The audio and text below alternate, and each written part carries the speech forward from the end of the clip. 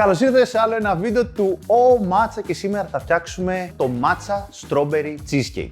Ουσιαστικά είναι ένα λάτε πρωτεΐνης με μάτσα και γεύση strawberry cheesecake. Ανοίγουμε τη συσκευασία μας και όπως κάθε φορά μας περιμένει ο δοσομετρητής του O Matcha μέσα στο δοχείο μας. Κατευθείαν με το που ανοίγουμε πάλι το συγκεκριμένο μάτσα μας έρχονται τα αρώματα της φράουλας, του μπισκότου. Πάμε λοιπόν να φτιάξουμε ένα κρύο και ένα ζεστό λάτε. Είναι μια πολύ εύκολη διαδικασία, το έχουμε δει και σε άλλα βίντεο που μπορείτε να τα δείτε όλα στο κανάλι του O Matcha. Οπότε με το δοσομετρητή μας παίρνουμε μία κουταλιά από το Matcha Strawberry Cheesecake και τη βάζουμε στο κρύο ρόφημα και παίρνουμε άλλη μία κουταλιά και τη βάζουμε στο ποτήρι για το ζεστό ρόφημα. Και στα δύο ροφήματα θα ρίξουμε γάλα βρώμης από την Oatly. 20 ml στο κρύο και 20 ml ζεστό γάλα βρώμης στο ζεστό. Και ξεκινούμε τη διαδικασία με τον αναδευτήρα μας.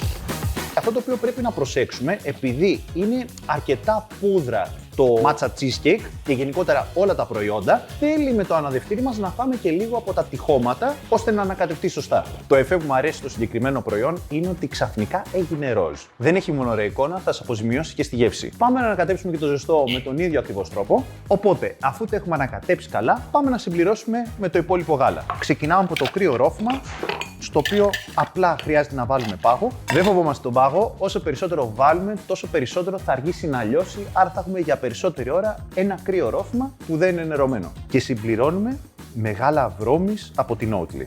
Με τον ίδιο τρόπο, στο ζεστό ρόφημά μας ρίχνουμε το ζεστό γάλα βρώμης. Επειδή το μάτσα με την πρωτεΐνη είναι λίγο πιο παχύρευστο, χρειάζεται μία μικρή ανάδευση, οπότε να είναι όλο ομοιόμορφο. Μόλις φτιάξαμε ένα ζεστό και ένα κρύο matcha strawberry cheesecake. Η γεύση του strawberry cheesecake είναι αρκετά έντονη, οπότε είναι ένα πιο παιχνιδιάρικο matcha εάν θέλετε να ξεκινήσετε με αυτό.